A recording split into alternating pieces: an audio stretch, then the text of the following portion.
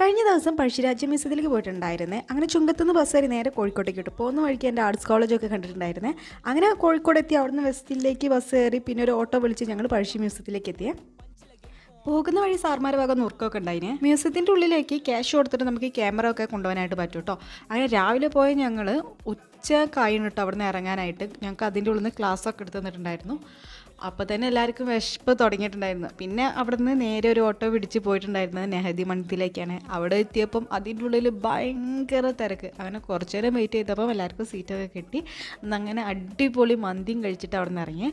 അവിടെ നിന്ന് നേരെ പോയിട്ടുണ്ടായിരുന്നത് നമ്മുടെ കോഴിക്കോട് ബീച്ചിലോട്ടാണ്. പിന്നെ വൈകുന്നേരം വരെ ബീച്ചിൽ തന്നെ ആയിരുന്നേ. അങ്ങനെ ബീച്ചിൽ നിന്ന് പോരുമ്പോൾ എല്ലാവർക്കും നല്ല ദാഹം ഉണ്ടായതുകൊണ്ട് തന്നെ ഒരു കടയിൽ കയറിയിട്ട് നല്ല ടെൻഡർ കോക്കനട്ടിൻ്റെ ഷേക്കൊക്കെ കുടിച്ചതിന് ശേഷം പോകുന്നത്. അപ്പോഴാണ് ഫ്രണ്ടിൻ്റെ ഫോണിൽ ഒട്ടും ചാർജില്ലാന്ന് കണ്ടത്. അങ്ങനെ ക്ലോക്ക് റൂമിൽ ഫോൺ ചാർജ് ചെയ്യാനൊക്കെ കൊടുത്ത് കുറച്ച് നേരം ആ പുതിയ സ്റ്റാൻഡിൽ ഇരുന്ന് വർത്താനൊക്കെ പറഞ്ഞതിന് ശേഷം ബസ് കയറി തിരിച്ച് വീട്ടിലേക്ക് വന്നു. അപ്പോൾ